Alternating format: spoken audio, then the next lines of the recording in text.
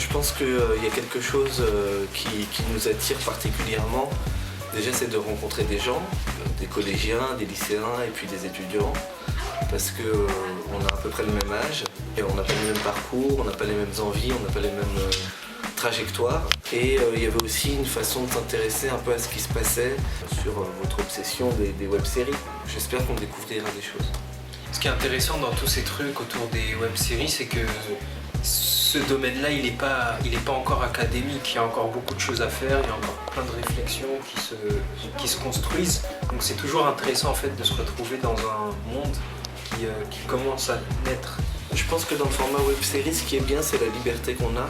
Créer notre propre contenu sans qu'il soit spécialement validé par 10 000 chefs comme c'est le cas à la télévision. Donc la web-série apporte une certaine liberté de ton et une liberté de création aussi.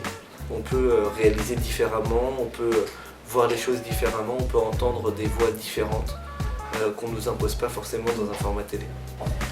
On a eu l'idée de faire Vie Rapide parce qu'on se disait qu'avec ce programme-là, on allait pouvoir raconter nos journées dans un côté sans filtre.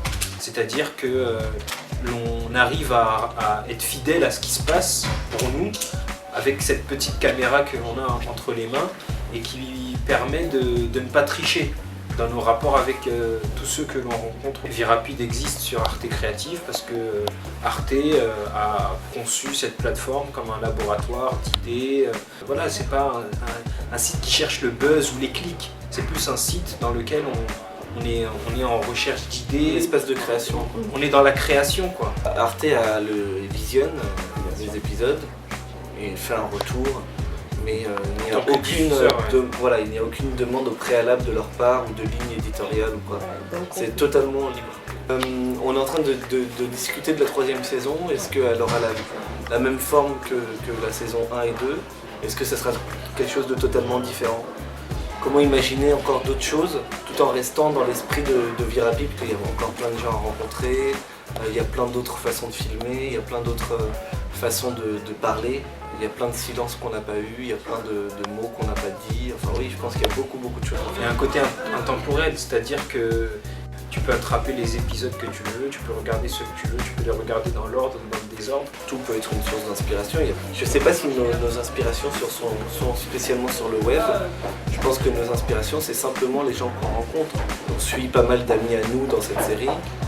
Je pense qu'ils sont une source principale d'inspiration.